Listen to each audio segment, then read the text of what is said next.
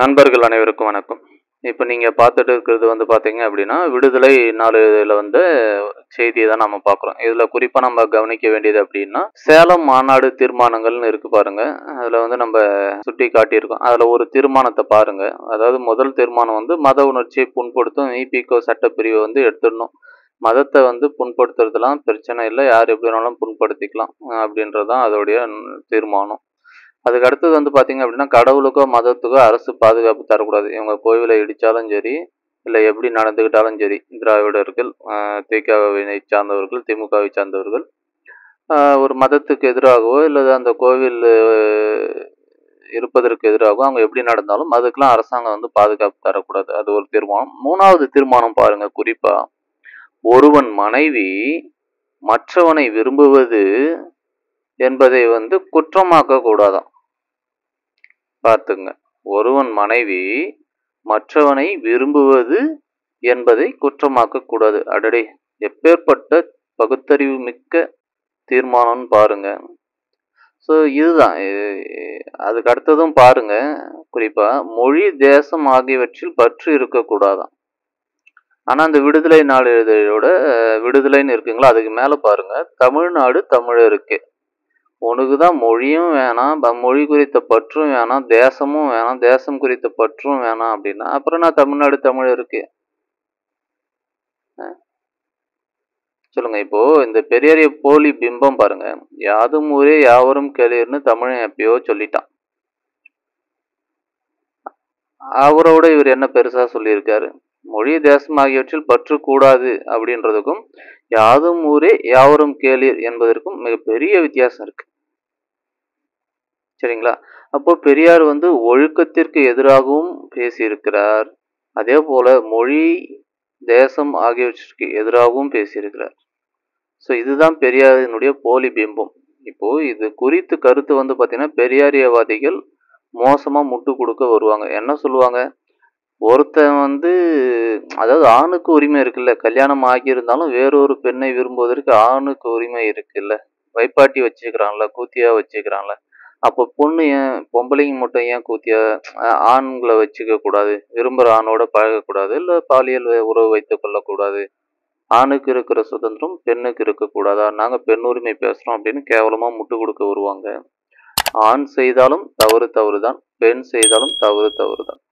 ஒரு தவறை வந்து நியாயப்படுத்துவதற்கோ அல்லது வந்து சரி செய்வதற்கோ மற்றொரு தவறை வந்து வழிமொழிவது எத்தகைய பகுத்தறிவு அப்படின்றது சத்தியமா நமக்கு புரியல.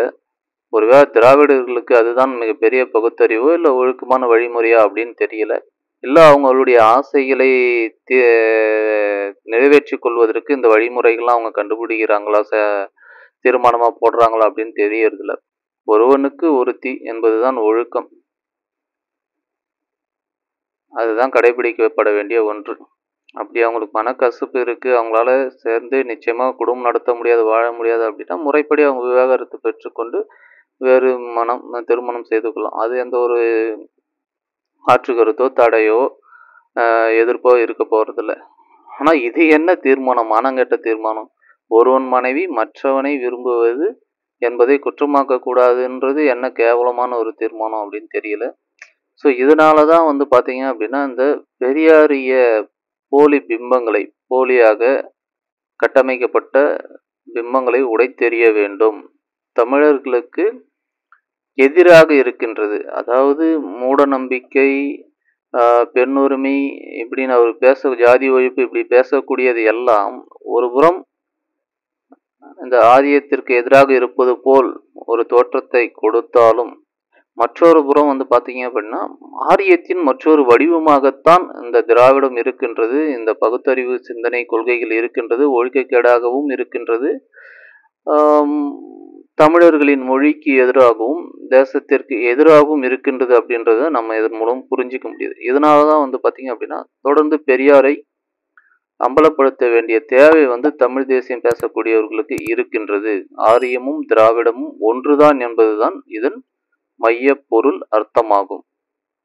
இன்னொரு பேப்பரும் கொடுத்துருக்கேன். ஸோ அதையும் பாருங்க. அதில் வந்து என்ன சொல்லியிருக்காரு பாருங்க. 3000 ஆண்டுகளுக்கு மேலாக இருக்கும் தமிழ்த்தாய் உங்களை படித்தவராக ஆக்கினாளா அப்படின்னு சொல்லியிருக்காரு. அந்த தமிழ்த்தாய்க்கு என்று வாழ்த்து எதற்கு? அப்ப நீ ஏன் தமிழ்த்தாய் வாழ்த்து பாடுற? 3000 ஆண்டுகளா உன்னுடைய தமிழ்த்தாய் உன்னை என்ன படிக்க வச்சுட்டாளா? அவளை எதுக்கு? அப்போ பெரியாரே ஒரு தற்குறியா இருந்திருக்காரு பாருங்க. எப்படி யோசிச்சிருக்காரு பாருங்க. தமிழ்த்தாய் வாழ்த்து என்பது நமது தாய்மொழியை நாம் போற்றக்கூடிய, மரியாதை செலுத்தக்கூடிய ஒரு விடயம். அதற்காகத்தான். அந்த மொழியில தானே நீ பேசுற, அந்த மொழியில தானே உன்னுடைய உணர்வுகளை வெளிப்படுத்துற, அந்த மொழியின் வாயிலாகத்தானே நீ எழுதுற, எல்லாமே பண்ற. அப்பேற்பட்ட ஒரு மொழி, அது ஒரு கருவி. ஒரு மொழி, இப்போ நான் ஒரு வேலை செய்யறேன் அப்படின்னா அந்த வேலை செய்வதற்கு உண்டான உபகரணங்கள், ஒரு கருவி என்னவோ அதை நான் போற்றப்பட வேண்டும், மதிக்கப்பட வேண்டும், பாதுகாக்கப்பட வேண்டும். அது இருந்தால்தான் எனது வேலை நடக்கும். அப்போ எனது மொழியை நான் செம்மையாக வைத்துக் கொண்டிருந்தால்தான், பாதுகாப்பாக சீரழியாமல் வைத்துக் கொண்டிருந்தால்தான், மென்மேலும் அது வளர்ச்சி அடைவதற்கு நான் போதிய வழிமுறைகளை மேற்கொண்டால்தான், செயல்களை மேற்கொண்டால்தான் நான் வளமாகவும் சிறப்பாகவும் இருக்க முடியும். எனது உணர்வுகளை எனது மொழியில் வெளிப்படுத்துகின்ற பொழுதுதான் எனக்கு முழுமையான ஒரு திருப்தி கிடைக்கும். அப்போ மொழி என்பது இன்றியமையாத ஒன்று. அந்த மொழிக்குரிய ஒரு வாழ்த்தாக நாம் பாடுகின்றோம், அவ்வளவுதான். அந்த மொழியை போற்றுகின்ற விதமாக தொடர்ந்து நாம் அதன் மீது ஒரு அக்கறையும் மரியாதையும் கொண்டிருக்க வேண்டும்.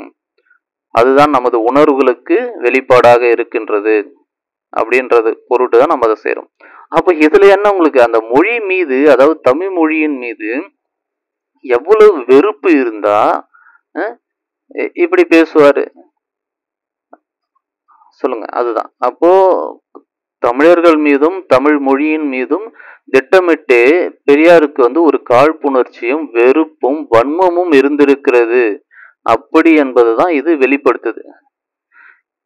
தமிழை நீசபாசை என்று ஆரியம் பேசியதற்கும், தமிழ் மொழியை காட்டுமிராண்டி மொழி என்று பெரியார் ஈவேரா அவர்கள் பேசியதற்கும் எந்த ஒரு வேறுபாடும் இல்லை. ஆரியத்தின் நோக்கமும் திராவிடத்தின் நோக்கமும் என்பது ஒன்றே ஒன்றுதான். தமிழை புறக்கணிப்பது, தமிழ் மொழியை ஒழித்தொழிப்பது என்பதுதான் இவர்களின் நோக்கமாக இருக்கின்றது. அதனால்தான் தமிழ் தேசியர்கள் கூறுவதுண்டு, ஆரியத்தின் பங்காளி திராவிடம் அப்படின்னு சொல்றது. ஸோ இதன் பொருட்டு தான் பாத்தீங்க அப்படின்னா பெரியாரை அம்பலப்படுத்த வேண்டிய தேவை தமிழர்களுக்கு இருக்கின்றது. அதை புரிந்து கொண்டு தமிழர்களும் ஆரியத்தையும் திராவிடத்தையும் புறக்கணிக்க வேண்டிய அவசியம் இங்கே இருக்கின்றது. அப்படி இல்லை, அந்த அவசியத்தை உணராவிட்டால் தமிழன் இன்னமும் 1000 ஆண்டுகள் அடிமையாகத்தான் இருக்க வேண்டும். அதில் மாற்று கருத்து கிடையாது.